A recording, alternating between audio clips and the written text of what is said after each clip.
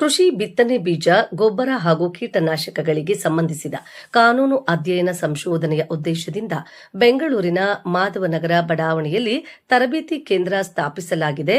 Venkataramanappa B Nimishakumar ಅವರುಗಳ ಪಾಲುದಾರಿಕೆಯಲ್ಲಿ centre for agriculture and allied laws ತರಬೇತಿ ಕೇಂದ್ರಕ್ಕೆ ಚಾಲನೆ ನೀಡಲಾಗಿದ್ದು, ಕೃಷಿ ಪರಿಕರಗಳಾದ ಬಿತ್ತನೆ ಬೀಜ, ಗೊಬ್ಬರ, ಕೀಟನಾಶಕ ಹಾಗೂ ಸಂಶೋಧನೆ, ಪುಸ್ತಕ ಪ್ರಕಟಣೆ, ಉತ್ಪಾದಕರು, ಮಾರಾಟಗಾರರು ಹಾಗೂ ಕೃಷಿ ಪದವೀಧರರಿಗೆ ತರಬೇತಿ ನೀಡುವ ಉದ್ದೇಶ ಹೊಂದಲಾಗಿದೆ. ದಿನಾಂಕ ಮಾರ್ಚ್ 13ರಂದು ತರಬೇತಿ ಕೇಂದ್ರವನ್ನು ನಿವೃತ್ತ ಐಎಎಸ್ ಶ್ರೀ ಎನ್ಸಿ ಮುನಿಯಪ್ಪ ಪ್ರಧಾನ ಪೋಷಕರಾದ ನಿತಿನ್ ರಮೇಶ್ ಅವರು ಉದ್ಘಾಟಿಸಿದರು.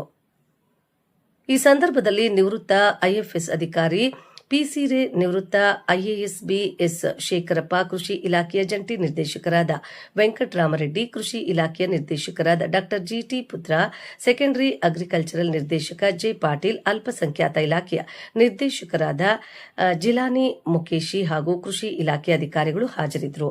ಬೆಂಗಳೂರಿನ ಮಾಧವನಗರದ ವಿಶ್ವನಾಥ್ ರಸ್ತೆಯಲ್ಲಿ ತರಬೇತಿ ಕೇಂದ್ರ ಆರಂಭಗೊಂಡಿರುವ ಹಿನ್ನೆಲೆ ಗಣ್ಯರು ತುಂಬು ಮನಸ್ಸಿನಿಂದ ಶುಭ ಕೋರಿದರು.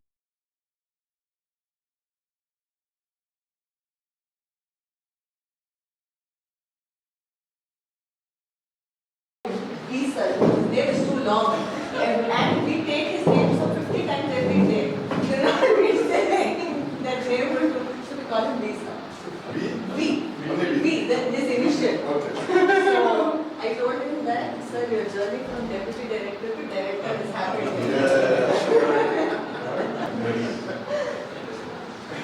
And he is. So he has bypassed a joint director.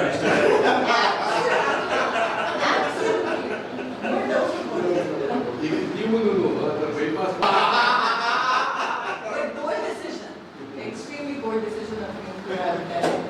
But sir, also we look forward to learning from you, sir.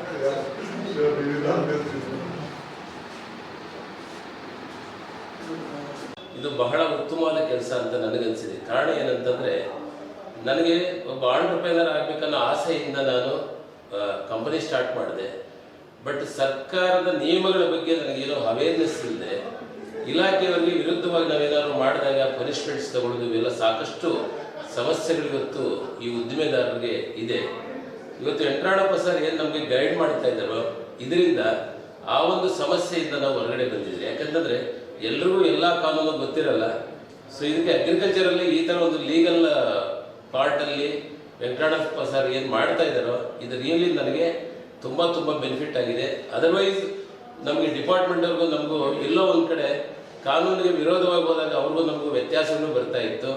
So ಅದರಿಂದ ಇವತ್ತು ಅದನ್ನು ಇಲ್ದಂಗೆ ಮಾಡಿ ಇವತ್ತು ಎಲ್ಲರ ಜೊತೆನೂ ಗುಡ್ ರಿಲೇಷನ್ಶಿಪ್ ಬೆಳೆಸ್ಕೊಂಡು ಒಂದು ಕಾನೂನು ರೀತಿಯಲ್ಲಿ ಒಂದು ಕಂಪನಿ ನಡೆಸ್ಕೊಂಡು ಹೋಗುವಂಥ ವಿಚಾರ ಇವತ್ತು ಆಗಿದೆ ಅಂತಂದರೆ ಬಿಕಾಸ್ ಆಫ್ ವೆಂಕಟರಮಣಪ್ಪ ಸರ್ ಅಂತ ಹೇಳಲಿಕ್ಕೆ ನಾನು ಇಚ್ಛಿಸ್ತೀನಿ.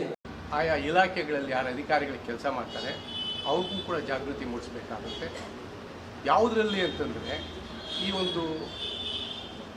ಈ ಕೃಷಿ ಪರಿಕರಗಳೇನಿದೆ ಅದರ ಆ್ಯಕ್ಟ್ಸ್ ಇದೆ.